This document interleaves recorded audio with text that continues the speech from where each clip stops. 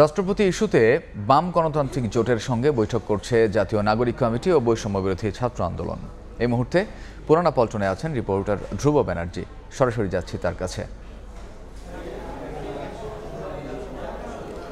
সমসাময়িক ইস্যু নিয়ে বিভিন্ন রাজনৈতিক দলের সঙ্গে বৈঠক করছেন বৈষম্য বিরোধী ছাত্র আন্দোলন এবং জাতীয় নাগরিক কমিটির যারা নেতা আছেন তারা, এবং আজকে বাম গণতান্ত্রিক জোটের সঙ্গে আলোচনায় বসেছেন তারা। আজকে ঠিক 12:30টার দিকে আজকে পুরানা পল্টনের কমিউনিস্ট পার্টির যে কার্যালয় রয়েছে সেই কার্যালয়ে বৈষম্য বিরোধী ছাত্র আন্দোলনের এবং জাতীয় নাগরিক কমিটির নেতারা আসেন এবং এখানে এসে তাদের বৈঠক শুরু হয়।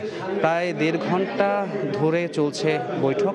আজকের বৈঠকে যে আলোচনা হওয়ার কথা রয়েছে সেটি হচ্ছে বর্তমানে বাংলাদেশে বিভিন্ন ইস্যু নিয়ে সংস্কারের ব্যাপার চলছে, যেমন রাষ্ট্রপতি ইস্যু নিয়ে কথা হচ্ছে, নির্বাচন বাতিল নিয়ে কথা হচ্ছে, বিভিন্ন ইস্যু নিয়ে রাজনৈতিক সমসাময়িক রাজনীতি, আগামী নির্বাচন কিভাবে হবে সব কিছু নিয়ে আলোচনা যেমন গত কদিন ধরে বিভিন্ন রাজনৈতিক দলের সঙ্গে চলছিল, ঠিক আজকেও এমন আলোচনা হবে বলেই আমরা জানতে পেরেছি। এবং সিপিবি পক্ষ থেকে আমরা দেখেছি সিপিবির যারা ঊর্ধ্বতন নেতা আছেন বা নেতাকর্মী যারা আছেন তারাও কিন্তু আজকে এখানে উপস্থিত আছেন, এবং বাম গণতান্ত্রিক জোটের যারা জোটের মূলত কেন্দ্রীয় নেতা রয়েছেন তারা এখানে উপস্থিত রয়েছেন।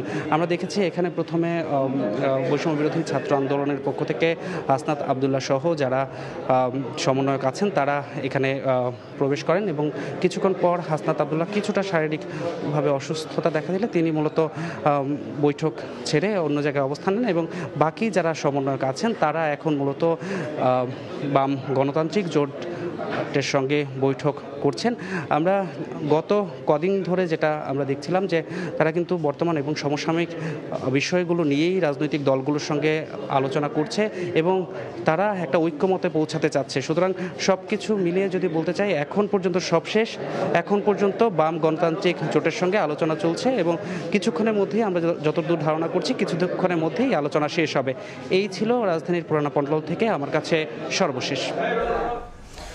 আমরা তখন সরাসরি ছিলাম রাজধানীর পুরানা পল্টনে।